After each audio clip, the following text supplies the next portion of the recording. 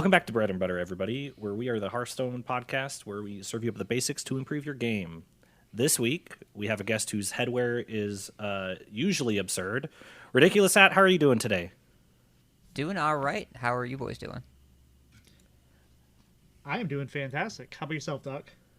I'm doing pretty good. I'm just, my legs are a little sore from my hike this morning, but I'm doing pretty good. Tell us about your hike. Because I know you mentioned you were starting to do this a lot more often.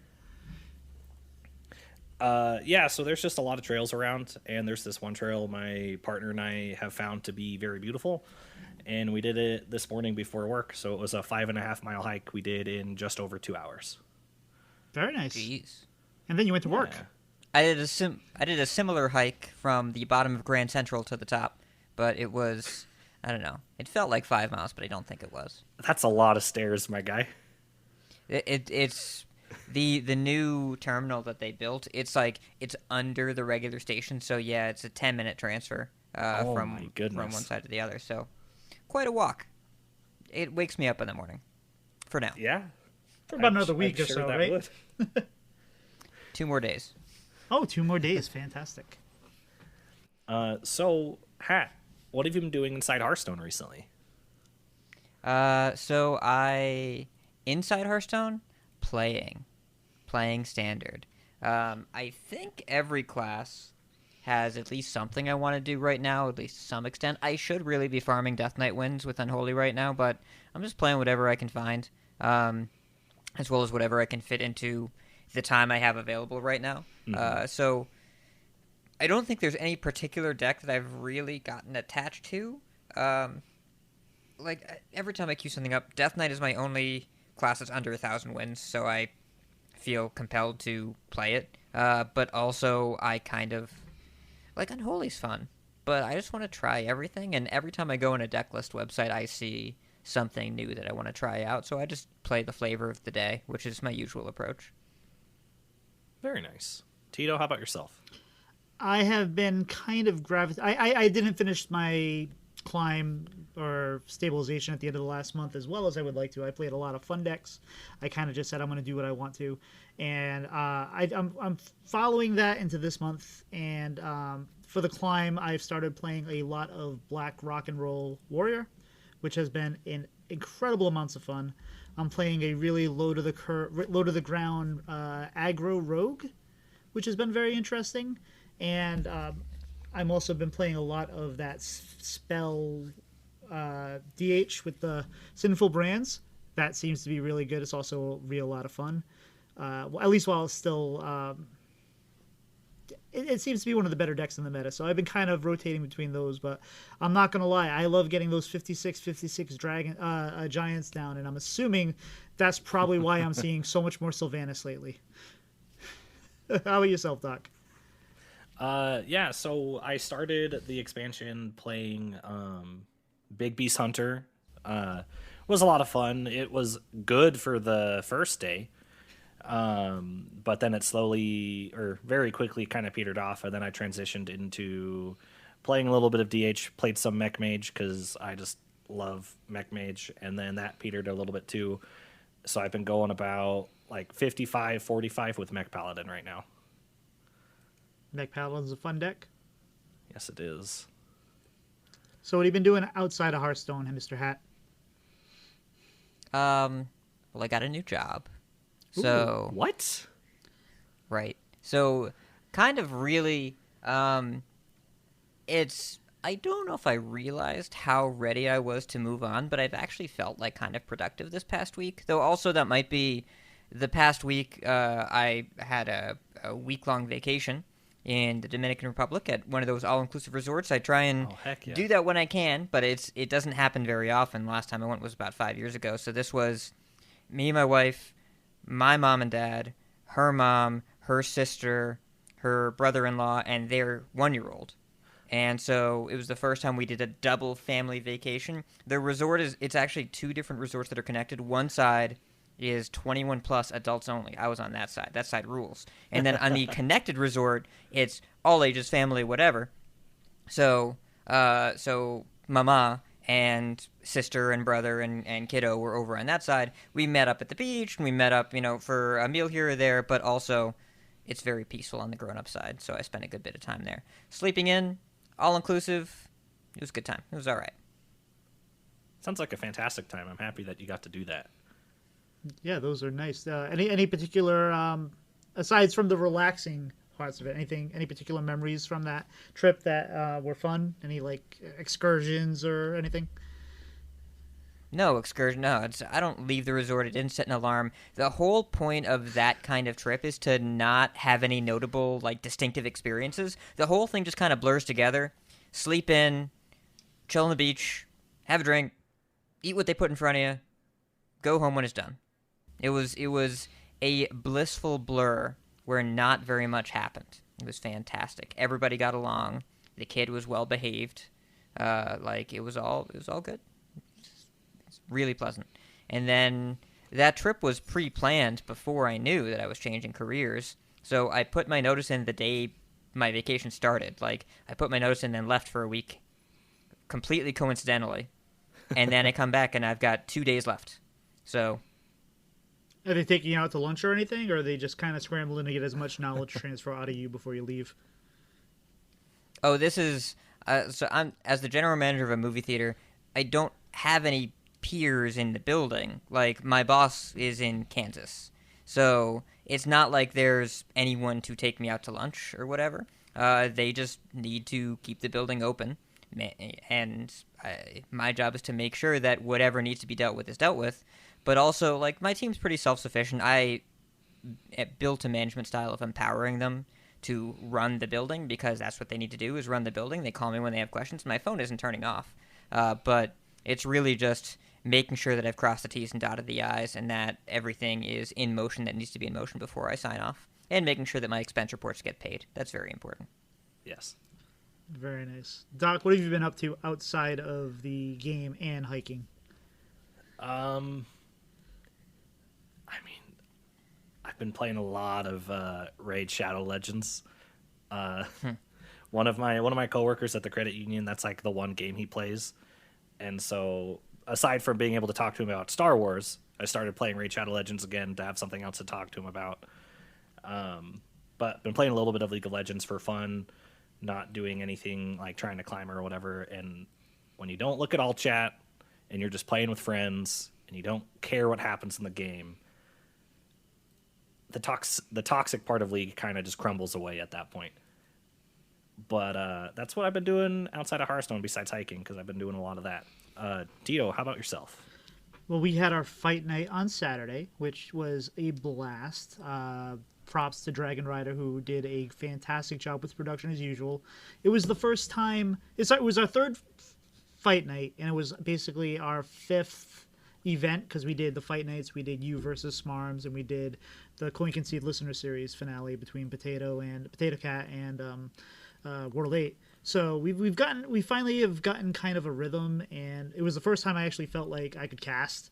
Like the first time my dog was sick, my wife was, hey, why don't you take care of the dog? And so that was very distracting. It was hard to really kind of get comfortable. And then with Blister Guy and Just a Guy, we still had some issues with the audio, and was still kind of nervous. But this is the first time I sat down. It was fun. We got into the jokes. We enjoyed the match. It just felt so much better, and I'm looking forward to doing more. But if you want the results from that, if you don't want to hear the results, just skip ahead about a minute. But Warshack beat Edelweiss 3-1. There were some fantastic decks. Sorry, Hat, your shaman did not do so well, but I don't think that was necessarily your fault. I think that when Edel built, she went greedy, and Warshack kind of kept things low to the ground, and so that made it difficult to wait out for the Ragnaros into criminal lineup endpoint there. But once again, we had a hunter that did not bring a what's the weapon? The harpoon gun. Big Hydrolodon in deck, no harpoon gun. Second time in a row. I don't understand. But it was a lot of fun. And the other good news is I was talking to my wife today, and we're finally going to let my kid watch some Star Wars and a couple other things. So I'm very much looking forward to introducing him to at least the original trilogy. and going from there. But I think that's enough from me. Doc, why don't we introduce our guest to a lot of people may not know who Ridiculous Hat is, so let's get into it. No, Homer, don't fill up on bread. Yeah, he's a pretty elusive guy. So, Hat, you've been such a giant figurehead in the Hearthstone community, whether it be podcasting, content creation, running THL for almost a decade, and also just being available to help people when they have random technology questions. Now that you can't really do that on the same level with your new job, like, how do you think, like, you're gonna adjust to that? It's a great question. I don't know. I haven't done the job yet. I haven't started yet. But keep in mind, my role as associate community manager or associate influencer manager are the two different job, like, versions of the job title. The reason that I made it there and something that I expect to continue is community connection. That's some of the value that I add. And so, like, responding to Discord DMs is not something that I expect my job to preclude. In fact, I expect my job to allow me to do that better because, oddly enough, this new position probably saves me 20 to 25 hours a week. Even if you assume the job duties are the same, which I know they're not. I know that working in customer-facing service industry, I get a lot of phone calls at 11 or 12 at night, and that's normal. And that stops happening as much. Not never, but as much. It's no longer routine in this position. There's no more commuting, which is an hour each way that I get back 5 days a week. And for better or worse, the hobby projects that I've been a part of, those are going to fade away, or at least in my perspective, like Coin Concede, Vicious Syndicate are still continuing this podcast. Angry Chicken ended regardless, just happened to be fortuitous timing. THL will continue, and I imagine that I'll still be available to whoever needs support, because a big part of being a community manager, someone asks you something, you got the answer. So I don't anticipate that changing all that much, but again, I have to do the job to figure it out. As far as the content space, it's going to be weird. It's going to be real weird. Because I'll tell you, after doing 3 podcasts for multiple years, I don't listen to a lot of podcasts right now. I don't have the stomach for it as much because I'm just so deeply immersed in doing them. I edit 2 of them, do 3 of them.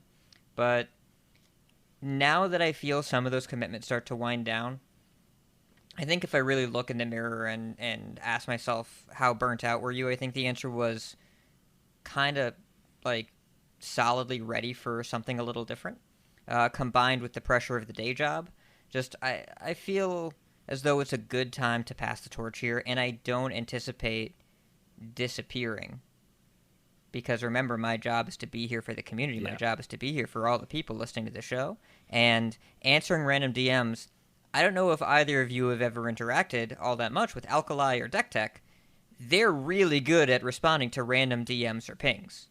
Like, really, really good at it, especially when they're not supposed to be working. And those are my teammates. Those are the people on my team, Alkali and Deck Tech. I could not be more lucky to have them as teammates, co-workers, friends. And if the example they set is the example that I'm going to be following, we're all going to be just fine. And Nick did a fantastic job this week of emulating just about every podcast out there, or at least the intro, spot on. But it's funny because I always make the joke that before it used to be Scott Johnson, and that was for a long, long time, and lately it's been you, is I talk to you like 6 hours a week, and that's going away. Because I listen to you and I walk the dogs on the Angry Chicken, the Vicious Syndicate, and like sometimes there are jokes that you have that I know I know they're coming because you told this joke on TAC, and I know you're going to use the same joke on Zacko, and I know you're going to use it on the Coin Concede, and it's like the joke of the week, and it's funny. I almost anticipate it. So just having you not, even though those podcasts aren't going away, not having you in that space is going to be strange. It is. The rhythm is definitely there. I feel like for the listeners, it's going to be as hard or harder as it is for me, because I try really, really hard to not let my ego get ahead of me. I really want to stay humble and be, recognize the value that can be added by talking to people, but just feeling like another person in the ecosystem. But I have to recognize that the 3 shows I was on were the 3 most listened to Hearthstone podcasts, I'm pretty sure. And that's not nothing. So I apologize for anyone that's going to make it weird. I know that the shows are going to be great. They're going to have some different voices now. I'm really glad both Coin Conceit and Vicious Syndicate have such clear plans for moving forward. And the Angry Chicken was bittersweet, but also the show's been going for 10 years, and it's time for people to grow up and move on. And, I felt good about how that ended, even though I really enjoyed my time on the show. I think that both CC and VS will be totally fine, and we'll find new voices. There will be change.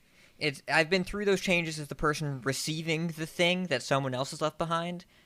It's great to make something your own, but the transition process is intense. So I know that Edelweiss and Wicked Good over in CC and Zach over in VS will do fine, but it's gonna be change, and people complain about change. So it'll be a process. And one thing with the 3 different podcasts you did, they kind of all were. You had a different role on each of those podcasts. You had a different voice on each of those podcasts. I tried to. I reused the jokes, as you mentioned. No. When you come up with a banger, you got to run it back. Absolutely. But on Coin Concede, you were the host. You were the leader. You were the guy with the baton, and you had the jokes. You had the pacing. You had a lot of things. On each of those podcasts, I think, fills a different role for the listener. Like, I never really felt like I always felt like Tack was like the weed of podcasting for Hearthstone. It kind of was like the beginner, the gateway to get you in. And then when you started to want to like learn more and become better, that was the Coin Conceit. And then when you really wanted to get into like the nerd stuff, that was like the Vicious Syndicate and the numbers. And on each of those podcasts, you definitely had a different role. And I always noticed that, and I appreciated that, because it's not easy to be different on each thing and finding your rhythm in each of those roles. It was really hard to do, and I was self-conscious of it. Like, VS is easy, because that's Zach's show, and he just talks, and I'm like, okay, man. And then, like, every so often I'll throw a quip at him or disagree or mention that I like playing 1-drops, and that's the entire show. But the other 2 they were very difficult to keep separate, and I had to try and play up the different roles. Like, I played down my energy as the host on CC, and then played up my energy as color commentator. Like, I had to be Jim Nance on one show and Phil Simms on the other, right? That was the goal. So difficult to do, but I felt like I got really good at it right when the shows ended. So. Oh no, you've been good at it for years, and especially on I would say Tack. I know, like we would talk about certain things, and could get a lot more into detail about things, but you really kept it at that high level, because that's what that show was. It was for the people not the casual player, but not necessarily the people pushing for legend pushes and all that. It was more of the informative show. But Doc, sorry, I sorry to take that on a tangent there, but go ahead. You're good. So, Hat, I'm sure you've seen the plethora of memes people have always made about you being Thanos collecting your Infinity Stones of podcasts, whether it be you hosting them or you guesting on them. So with starting podcasts, was there any particular thing that like drew you in other than just wanting to talk about like the game and being passionate about the game? It's not a medium that that I was naturally drawn to before. It's just the medium that I think makes the most sense, given that I stumbled into it by replying to a bunch of people on Twitter, and they're like, hey, we have a 20-minute show, why don't you just put a bunch of tweets in a row and then say them out loud? And that's 1600 Dust. And so that was where I ended up, like, the first time I was on a show, and then Coin Conceit's like, hey, we need someone to do that for longer, jump on here. And then the opportunity for the Vicious Syndicate show popped up because Zach needed someone that knew podcast production and had worked with him before. And I was the only option at that time. And I was also the top pick, but also the only pick, because if I hadn't said yes, he wouldn't have done the podcast. But he wanted to do something that went along with it, and it was early COVID. It was in the early 2020. And at that point, doing anything that was remotely social seemed like a really good idea, because I needed something to fill the time and I needed people to talk to as much as possible. So it definitely ended up just kind of taking off from there. And then I think I joined Angry Chicken later that year. Something like that. Also during the COVID era. It was a very strange time. It's hard to remember everything. And so, I like guesting on shows. I like talking to people. And like I said, I always try and stay humble. When someone invites me on there and say, we value what you think and what you have to say, why don't you come say it in our show? I'm honored to be invited, and I want to make sure that I treat that invitation with the respect that it deserves, and make sure that I am grateful to have the chance to share, and also want to make sure that I recognize someone's making content and they want me to be a part of it. It's pretty cool to be able to have that many opportunities in that many different contexts and spaces and see what people are like and share things. And it seems generally I've been pretty successful at making connections in those contexts and otherwise. So I'm really happy to have had that many opportunities. I don't chase people down. I don't want people to think I've got this checklist. I'm like, well, they haven't invited me yet, so they better do that. Just, it tends to work out, and I really want to make sure that I give those invitations the respect that they deserve. Well, so when we started the podcast, we talked about this because we know how nice you are and how willing you are to help people out, and you've been on the shows, and we said we didn't want to establish our show by trying to get like the hat bump, or as it were, and we wanted to try to like establish ourselves first and then have you on and to celebrate, hey, we've been doing this for a while, we succeeded, now let's bring on some royalty. And we were going to have you on for episode 25 because that really felt like, that's a milestone that we've achieved. It's one, it's a not a round number, but it's one of those numbers that people kind of look at. And so we'll get you on for 25th, and you agreed to that. We were happy about that. And then you were like, hey, I got a job at Blizzard, I start in a couple weeks. We are like, well, maybe we'll bring him on in episode 23. That'll be a little better. Before we have to like get approval to have you on. Yeah, the timing worked out. Did you ever get used to being essentially a celebrity in the Hearthstone space hat? I still don't think I'm a celebrity, man. I still don't think that's true. true. You were a news item.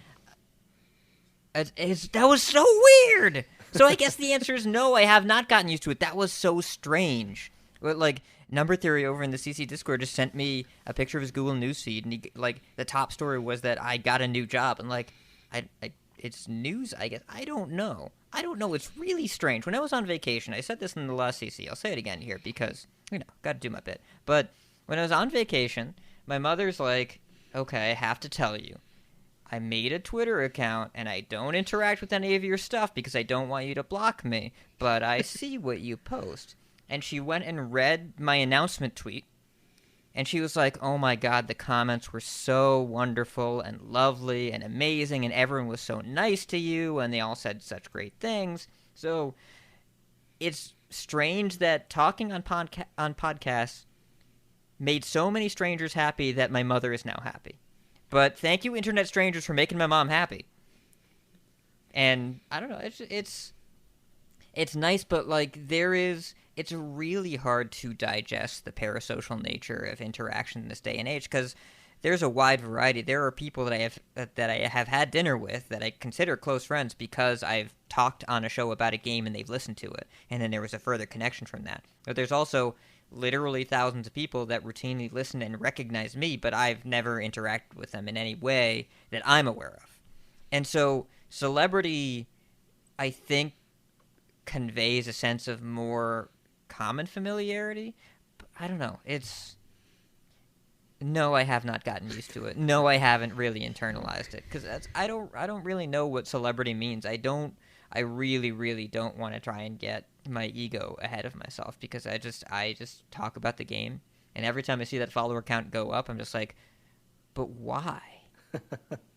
And the weird thing is, like you were talking about the parasocial relationship, is we all have those, right? Like you listen to a podcast every week, you feel like you're almost friends with them. Like I've met Jury, I've met some people like Andrew Heaton, and like he might recognize me because I've tweeted at him, and that we've had our picture taken together and had a couple beers, whatever. But like there are people like Brian Brushwood or whoever, or Garrett Weinzerpel, that you've heard all the time, you've had some interactions with on Twitter, but they don't really know you. And it's like you have this ability that you've kind of broken that wall a bit, where people have become like I if I met you in person and we had a beer, that would just almost feel normal. And that is such a different space, and it's it's not common, but it's great. So thank you for that. Of course. So with the new job, are you and your wife going to be staying in New York for a while and then considering moving out to California to be closer to campus? Or are you just going to be permanent remote? That is up to Activision Blizzard King and not to me. Okay. The first year is a full remote assignment, and after that we'll see what happens. I don't have any clarity on that right now, but it's not off the table, especially if they say, well, if you want to keep this job, you got to move. Well, pretty sure I want to keep the job, but hasn't come up yet. For now, I'm really just focused on starting the job, and the first year is fully remote, so we'll see how that goes. Maybe you could just move halfway there and go to Idaho and work closer to Alkali, and then you can be, around with Daniel Stern with Sheldon a little bit. And I think that's more than halfway. I'm not a map doctor, but I think it's more than halfway. Just by like a mile or two. So Hat, when years from now, when you haven't been a content creator for a while, what is the thing, like, what do you hope your legacy will be? Man, it's a heavy-ass question. Listen, I don't want to be a legacy. What I want people to think of is, oh yeah, I'll message the Hearthstone community manager. He used to do podcasts, so he can give me advice. So he can guide me on this thing. So he can hook us up with some codes or whatever. I want people to still be interacting with me. Legacy implies departure. I'm not departing the Hearthstone community. I'm going to be a mole. One of us is going to be on the inside.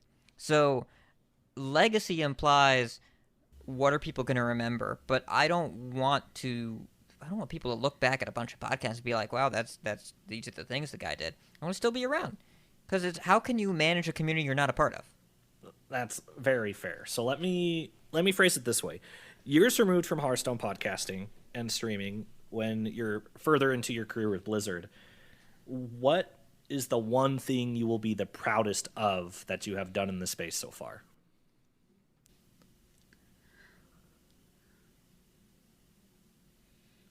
I know that's a loaded question, and it wasn't on the sheet, Hat. I'm sorry. So I think I can point to specific moments where there were a few times that I'm definitely proud of, where I used my platform to amplify the voices of people that did not have a platform, or at least had a platform, but maybe their issues, which were so visible, were invisible to the audience that needed to hear them. Right? It's the women gaming episode on Quinkseed was a good one. There were a few statements we made at the beginning of episodes about things that were going down. The George Floyd situation, I know, there was a statement on that. It's good in those moments. Helping people navigate through the Blitzchung situation, that was a hard while. I'd say week, but that was more like months. That was challenging. There was just a lot of stuff. Stuff has happened. Hearthstone, there are emotional burdens to work through. But I think if I'm looking at a general feeling, I always try to make it cool to like the game you play. And I know that sounds kind of dumb to enjoy a thing that you do for fun, but there are a lot of people that get involved in habits and habitual cycles. A lot of people that get wrapped up in something that they used to enjoy doing and still want to do it. And I've always made a really, really big focus on retrospect, insight. and making sure you're doing this because you want to do it, you're not doing things you don't want to do, and you're okay with putting the game down for a second if you need to put the game down for a second instead of keep playing it because it's what you do every day. So that focus on mindset and emotional intelligence, both within the game and without it, I think that's where I can point to a lot of interactions where people were having a bad time, and I was either able to talk them into changing their mindset or changing their approach. And many of them circled back with me, said, hey, really feel better about this, having more fun. Or, hey, I took a break, you were right, I totally needed it. Or, hey, I took a break, you were right, I realized I was only playing out of habit. I'm done with Hearthstone now. Thank you for helping me. And while I don't want the game to, lose people, I don't want the game to keep people that it's already lost. So helping people realize what's going on so that they can be happier in general has been my approach. So, it's I tend to be pretty positive on social media because if I didn't want to keep playing Hearthstone, I wouldn't. I would stop. I would just not do it. So the reason that you see me talking about enjoying the thing I choose to do is because when there are things that I don't enjoy doing, I stop doing them. Now, I'm also not a full-time streamer. My income is not dependent on, it wasn't. Blizzard, please. Now it is. But before, I could have just stopped playing Hearthstone and done my job and life would have continued. So there was no need for me to play it if I didn't want to. Full-time streamer is a... Can I swear in the show? Yes. Yes. Full-time streamer is a shitty job. You can get to be really good at it. You can build real connections. There's upside to it. It is incredibly draining. The effort it requires is tremendous. The payoff takes forever. Taking days off actively punishes you. It's a very whimsical position in terms of, the whims of your viewers determine how much you get paid. And you have to keep doing the same thing over and over again and playing the same game whether you want to or not, unless you are like Day 9 or Northern Lion or something. Very few people get that luxury of being variety streamers.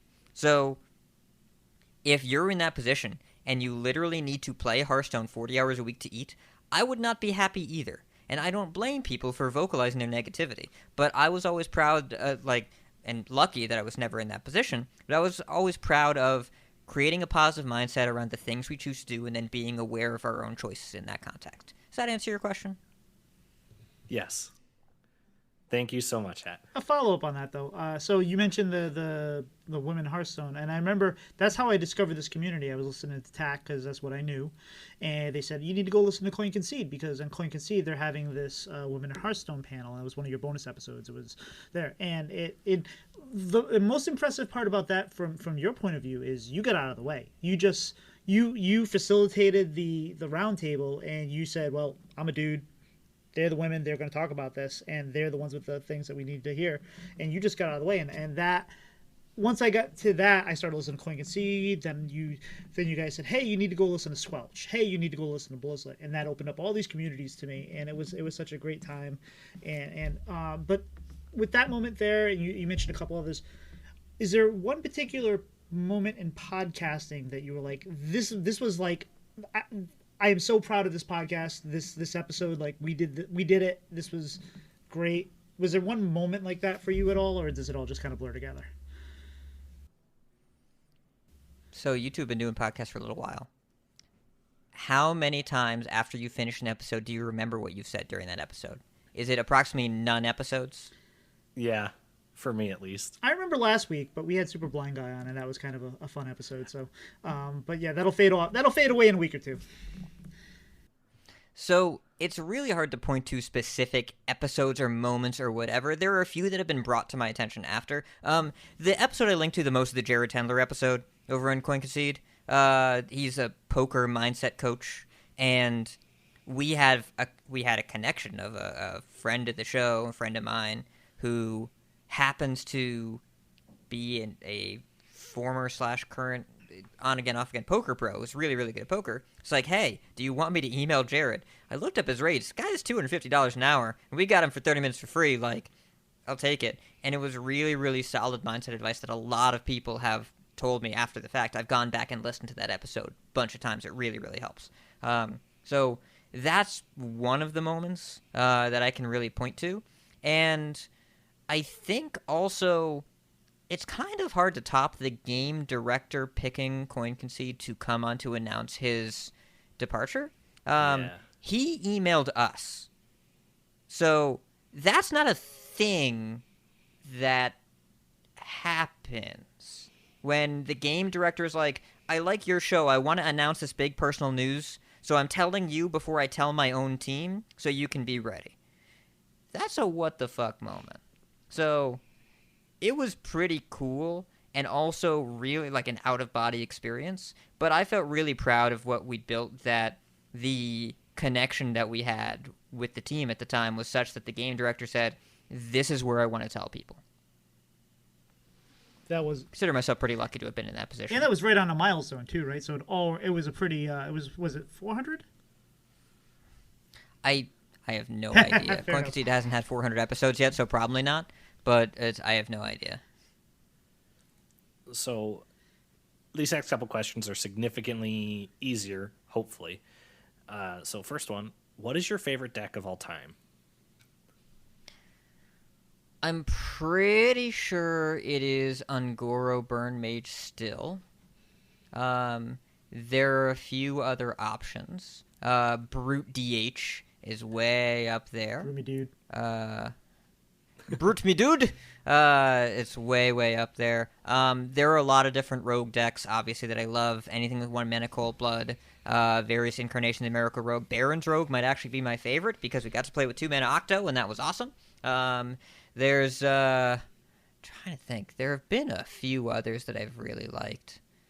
I mean, I like Hearthstone. Naga Priest, love Naga Priest. Really like Naga Mage too. I enjoyed, but it didn't win enough. But Naga Priest I played for a while.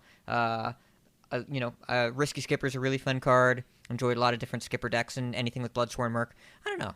Hearthstone's a fun game, but Ungoro Burn Mage is probably still my number one. I played so much of that deck, and it was so fun. And just being able to curve from Mana Worm all the way up to Pyroblast, you don't get to do that anymore.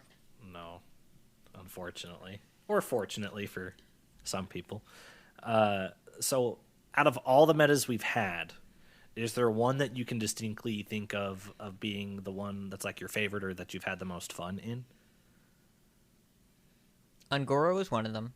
The 1 month of Saviors after the Galaxy nerf, but before Tomb in the Tombs, was...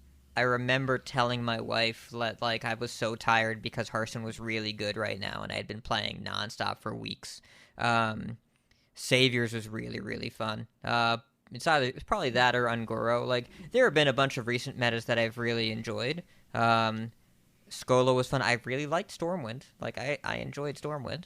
There was a bunch of Martial Lich King that I liked. The 2-week period, one of my other favorite decks, the Alterac, the week between Christmas and New Year's, when we figured out the first version of Thief Rogue, but it wasn't cool yet.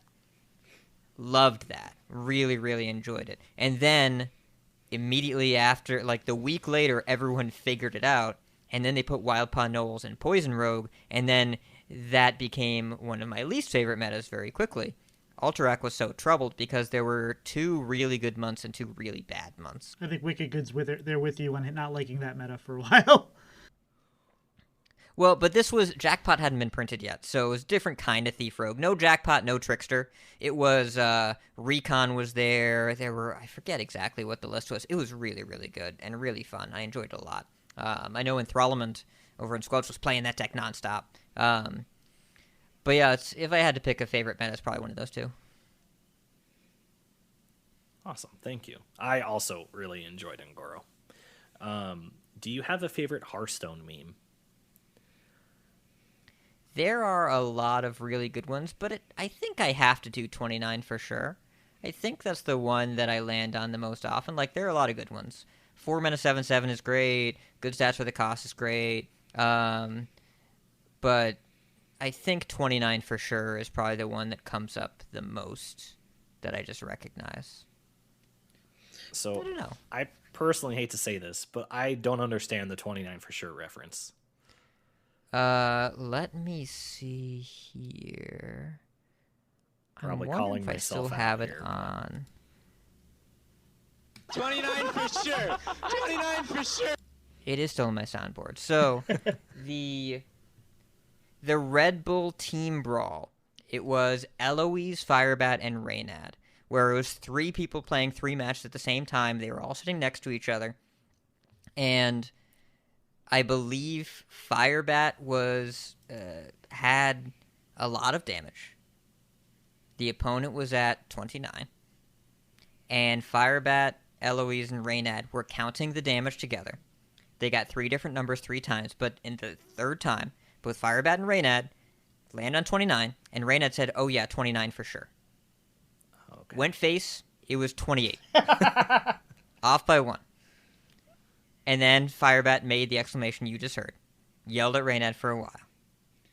It was enjoyable. I enjoyed it. Yelling at Reynad, that's a meme. I'm here for that. Yeah. I miss Firebat so much. He was one of my favorites. I used to watch him all the time. He's a good dude. So, in the Hearthstone creator space, is there anything that you didn't get to do that you're sad that you didn't have the opportunity to do so? I feel pretty good about my lived experiences there. I mean, there are so many people doing so many cool things that I wish I could have done more cool things with more cool people?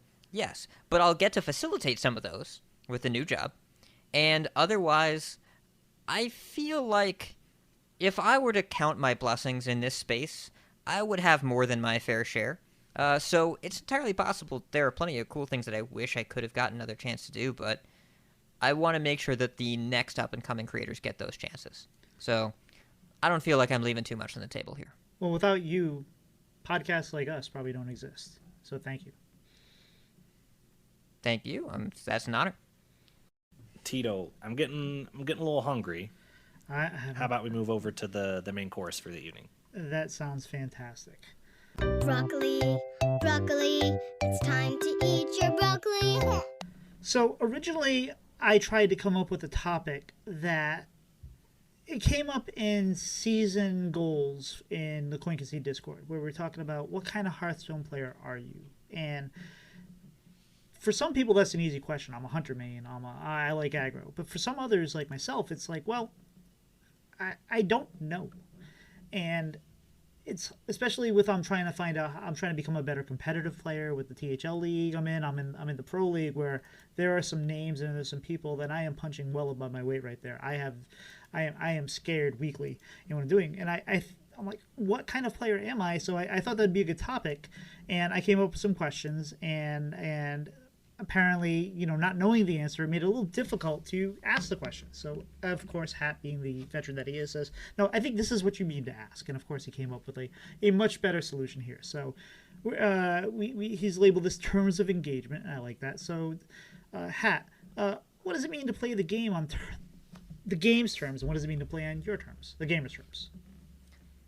So, why do people ask or say, I'm an aggro player, I'm a control player, I'm a home brewer, I build my own decks, I'm a rogue main, I like to pick one deck. Why do you think people say that? Say those kinds of things? Because they want to define themselves. They want to be able to express that to others, so maybe they can find some common interest and facilitate the way they like to play.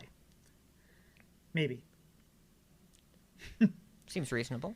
Doc, what do you think? For myself, like I say I'm like an aggro to mid-range player, but that's just because the decks that I find I enjoy playing the most fall into those two categories. My brain doesn't understand how to play combo, and it doesn't understand how to play control. So aggro and mid-range is where like I can play and have fun without trying too hard to figure out how to play.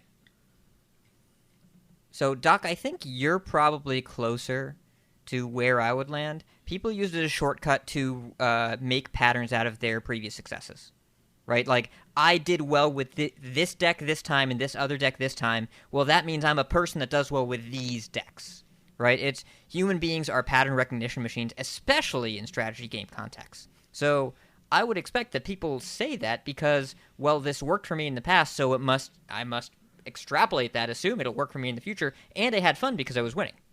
That makes sense, right? Winning's fun. For the most part. Yeah, you do see some discourse saying I'm winning with this, and but I hate this playstyle, but this is the good deck, so I'm winning with it. There's some of that, yes. So, really, like, what people are saying, part of it is I've identified what has worked for me and what has been fun in the past, what keeps me closer to winning, and otherwise, people also tend to, it can be for multiple reasons, they tend to figure out, in a different way, winning less but doing it on my terms is more fun than winning more on somebody else's terms. By playing a deck I don't like, even if it's better, or by playing a net deck when I like doing it my own way, I feel smarter and better and have more fun when I do it my own way. I'm in this game to do things my own way, so I'd rather brew than net deck, even though I know my brews will win less. And it's totally okay to have those preferences, and people are communicating this is what my preference is. And they're also kind of letting you know one way or another how much they care about win rate versus doing things their own way, doing things in their terms. There are terms, so the terms that people can set, there are many examples, but here are a few. Aggro player, control player, combo player. Right? And some of this is going to speak to prior success, some of this is going to speak to preference. Classes, rogue main, warrior main, the people that main just one class, I am about as far from understanding that as possible, but people really get dialed in and they want to do that, and that's just how they look at the game, if that's what makes it more fun for them.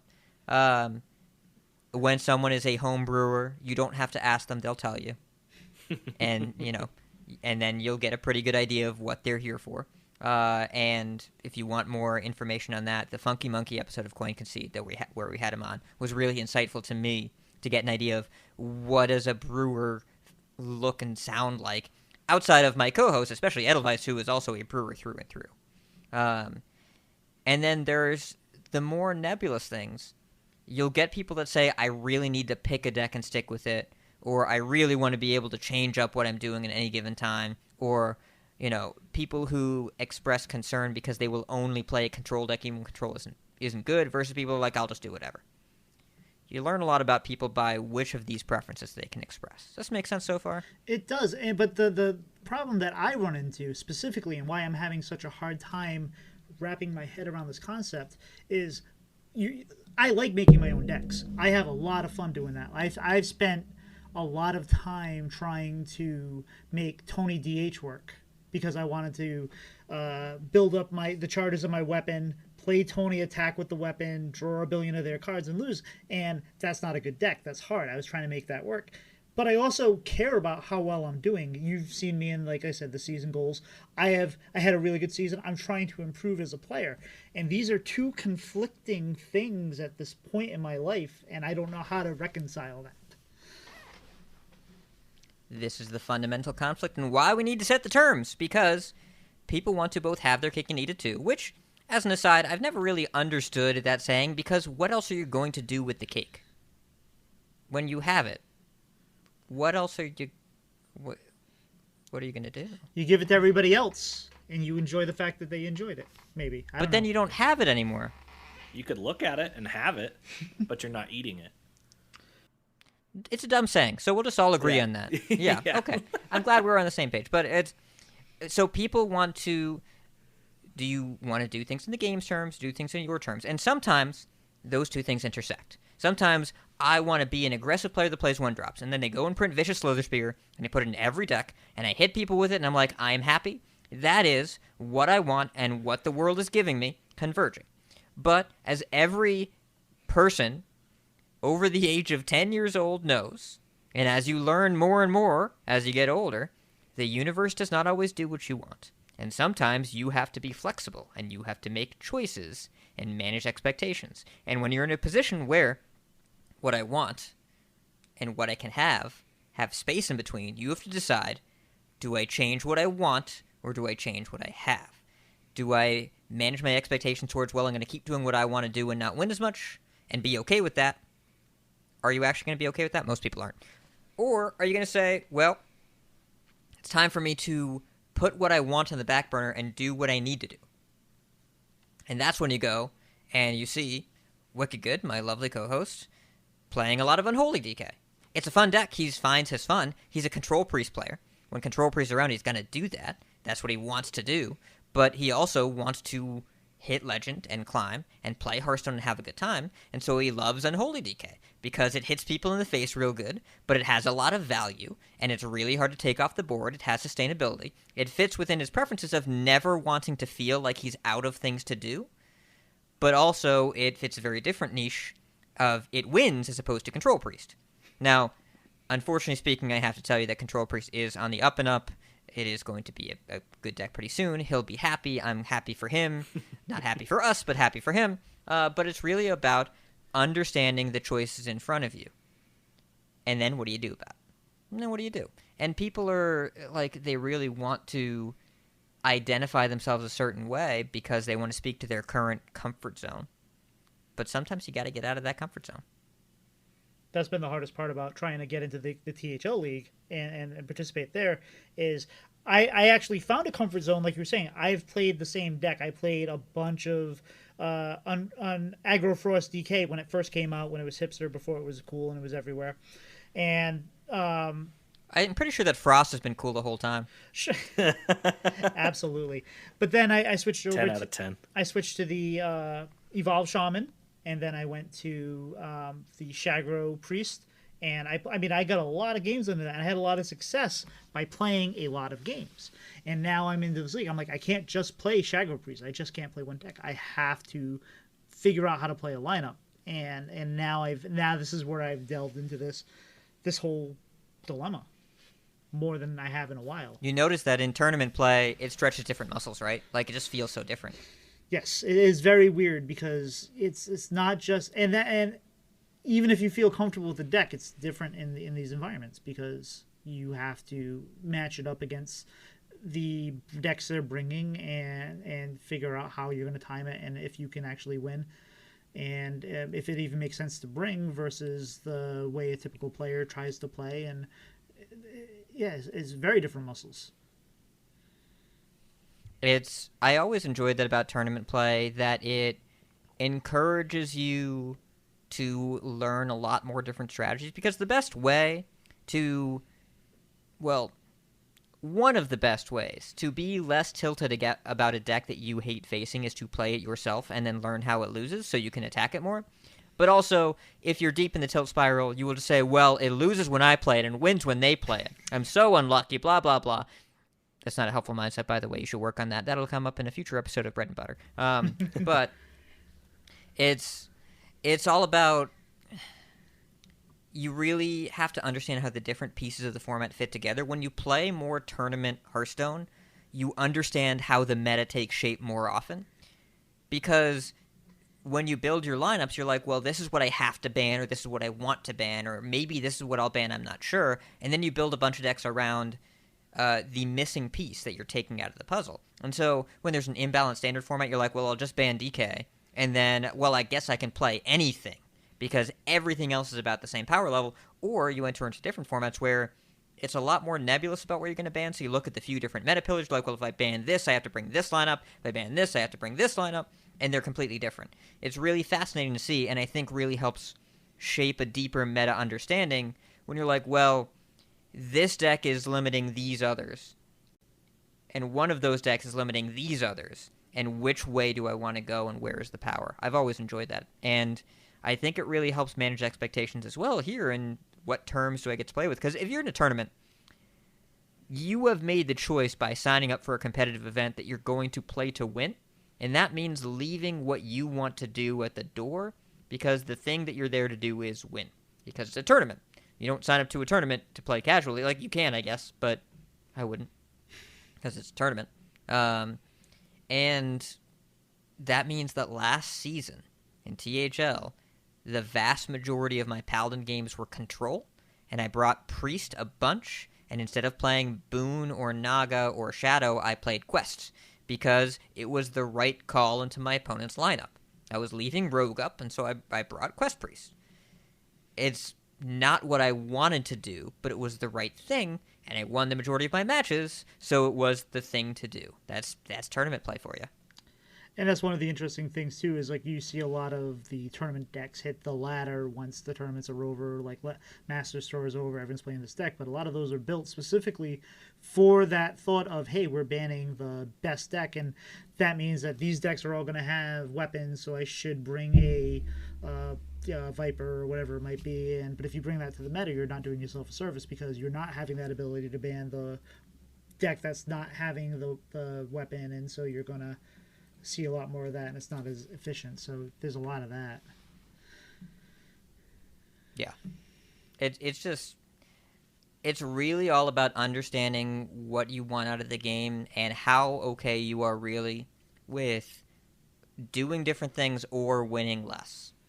Those are the choices you have to make, and you have to make sure that you are honest with yourselves in setting those boundaries. Because if you say, I'm okay with winning less, and then you play what you want to play, and then you lose, and then you hit the salt mine and complain a bunch, you should have made a different choice because you weren't honest with yourself about what the outcome was going to be.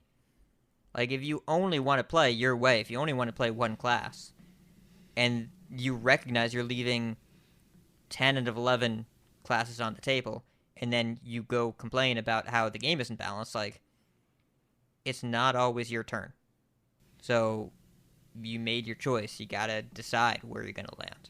And there are some people that kind of seem to have figured it out a little bit. They're good enough to brew their own decks, like Edelweiss and Warshak and Funky Monkey, but also like Funky hits these pockets where he's pushing high up in the ladder with these weird off-meta decks, and there are some people out there that just can kind of have their cake and eat it too. Yeah, I mean, what else would you do with the cake? But also, Funky talked about that on the show we had him on. He's like, we asked him, how do you brew so successfully? He's like, well, you make peace with losing a lot because most of them aren't. Like, most of them aren't. He hits the, I made this deck and it crushed the ladder thing. Like, it doesn't happen that often. He has a higher hit rate than most. And even then, there are a lot of brews that do not get featured in meta reports because they're brews. You have to try a bunch of things. But, you know, we don't need to hear about all the failed experiments. We need to celebrate the successes and recognize that he's found a way to have his own fun. And it's not just about winning. Like, winning is the proof of, okay, there might be something here. But he's not just doing this for the win rate, because overall, if you add every game he's played together, the win rate might not be there with these off-meta brews, but he gets to do it his way, and when it hits, it's so great. It's so, so great. And that's what he wants. And so he's accurately assessed that. He's accurately figured out, I am a brewer that I want to do my thing my way, and I've made peace with the losses, and he has held true to that word. And so that's really all you can ask for. I think the ultimate person that kind of exemplifies this is Marky Marks. Is that how you say? Mark McZee? Mark McZee. I remember he posted his win rates before I knew who he was, and I think you or somebody else retweeted it.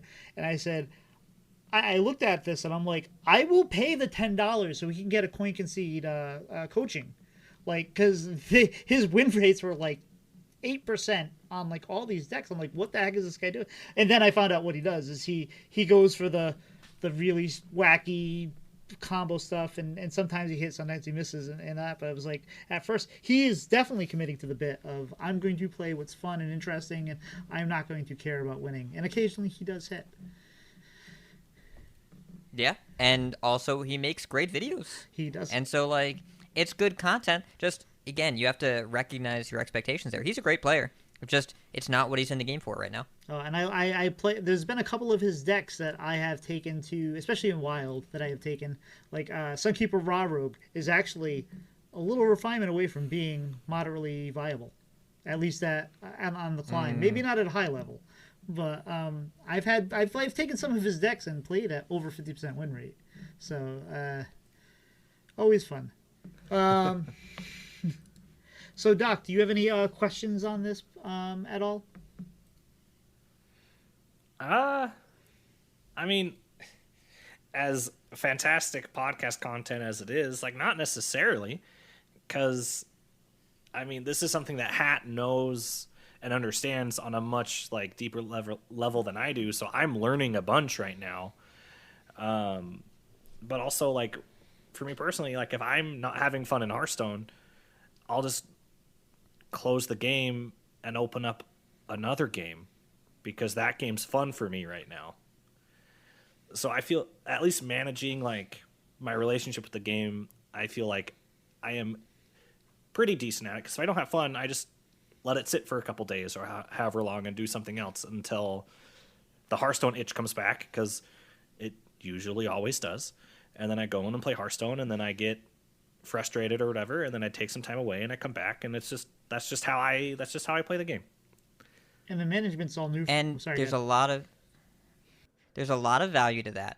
It's a really nice approach, and I wish more people kept it that simple of just I play when I'm having fun and I don't when I'm not. Though also, so the value that you can find as far as making identification, I've never been a huge fan of saying I only play Class X, but I recognize personally, for example, I really like playing rogue decks because rogue decks, they play a ton of cards all at once, and then they do crazy stuff, and then they kill you. I love that. And so I found that preference. I look at that preference. I look at, okay, well, I think of myself as a rogue player. I always say my favorite class is rogue. But what does that mean? It means I like to feel clever, I like to play a bunch of cards, and I like to do the murder. So I figure out what other classes can do at least two of those things. And I've really found I've become close with Demon Hunter. It's not as clever. Like, sometimes it is. You do a bunch of math, a bunch of sequencing.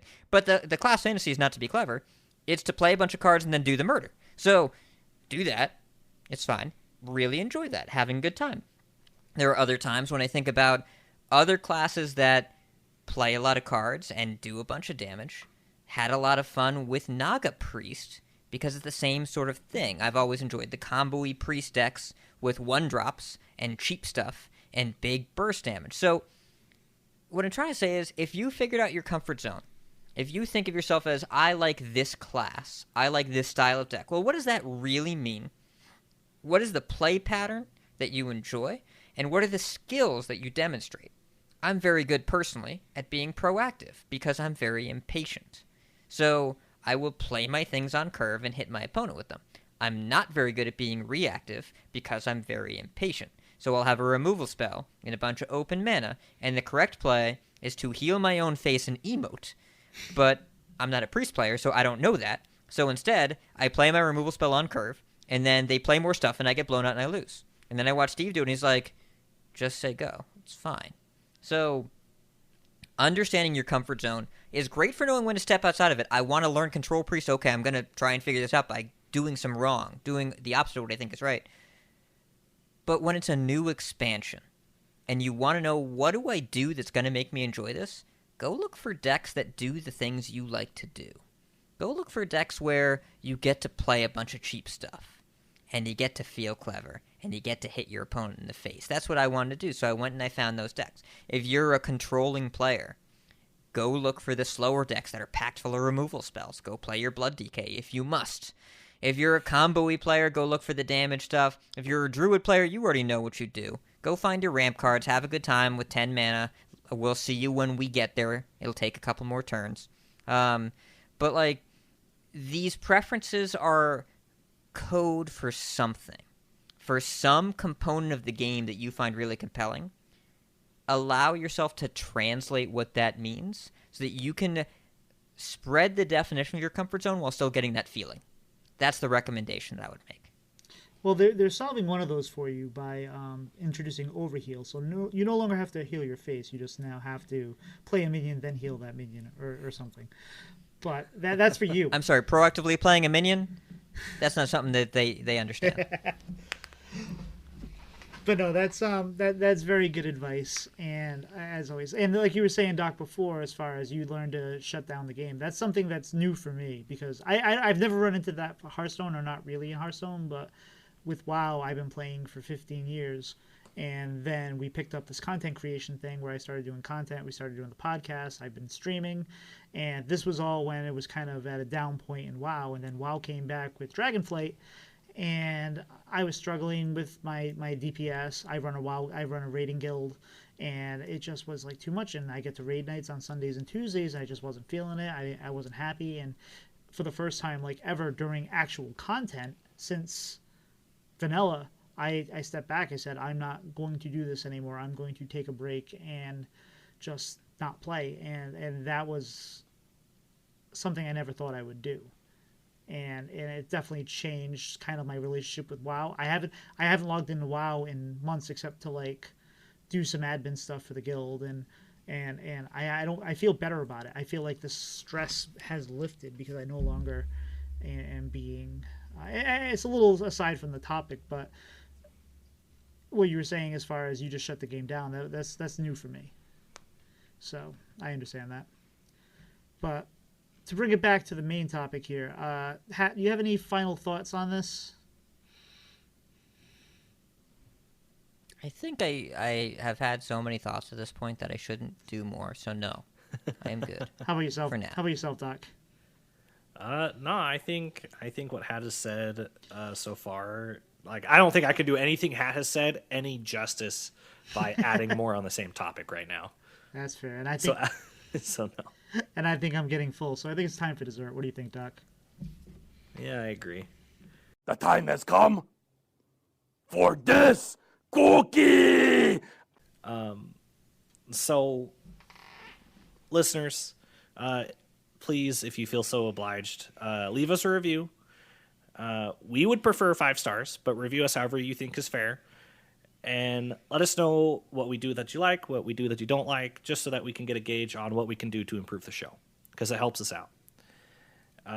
Hat, where can people find you? So, in my upcoming position as Associate Influencer Manager, if you have any concerns or complaints about the way the game is being balanced or generally run, you can find me at twitter.com/stormrage23. However, if you have any nice things to share and you're generally happy, you can find me at twitter.com/ridiculoushat. It's the hub of my Twitter content. Of course, it's going to be a little bit different without any podcasts on there. But I will be there, and I imagine that I will remain fairly active because a lot of the posts that I make right now, especially around things like patch timing and specifics on how the patches come out, I imagine that'll stay pretty similar. And if you have rules questions or whatever, or bug reports, just let me know.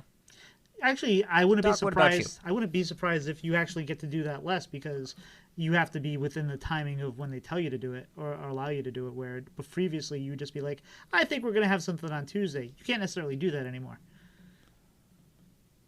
Well, I can't speculate anymore, but when patch notes come out, I could say this is a data-only patch, this is a client patch, this is server-side, whatever. And when people ask me things. Now, to be fair, it's really not that hard to figure out when they're going to patch. They do client patches every 4 Tuesdays. And those are the big ones. It goes in a cycle.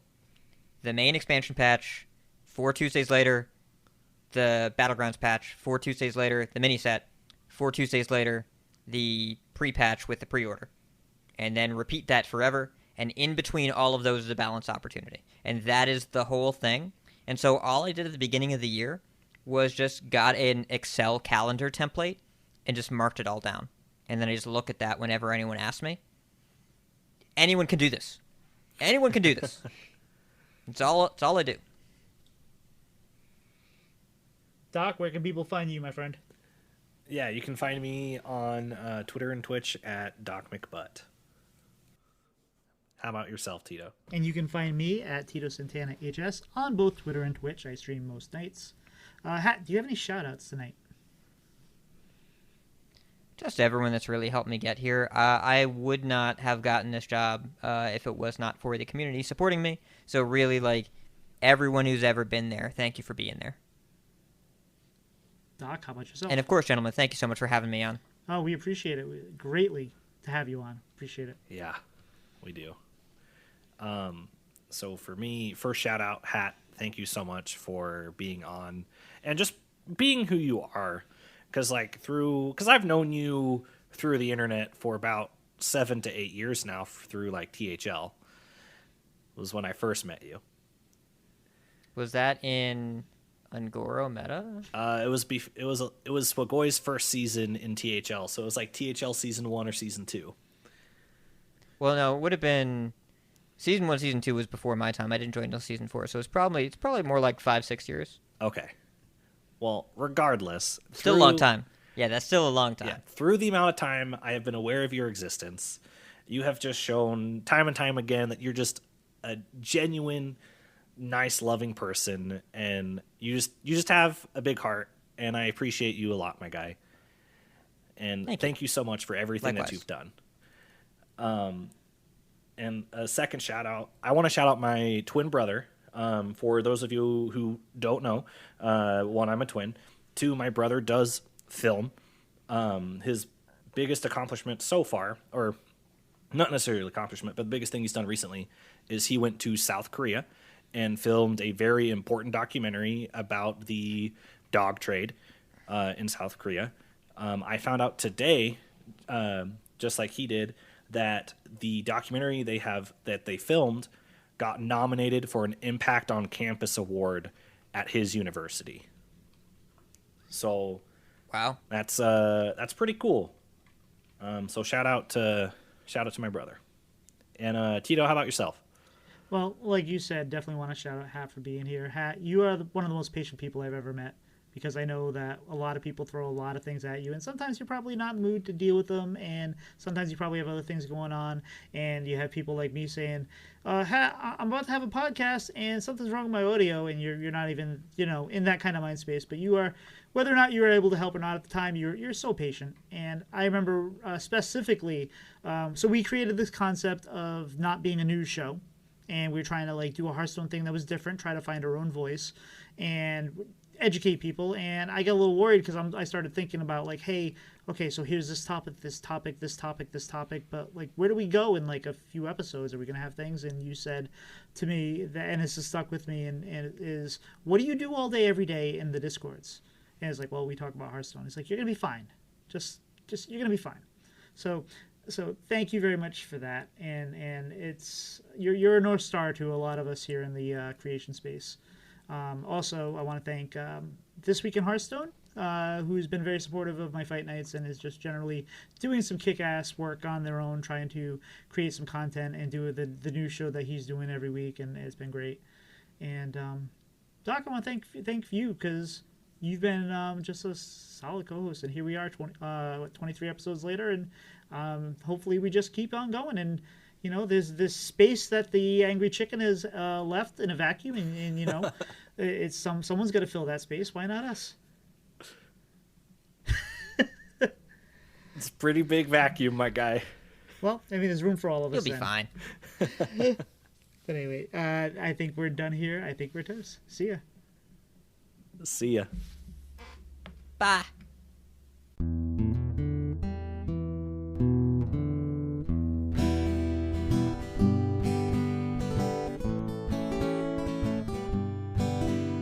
Slide two brothers meet one another when they slide up to the mic. It's bread and butter with one another. Let's start up that recording light.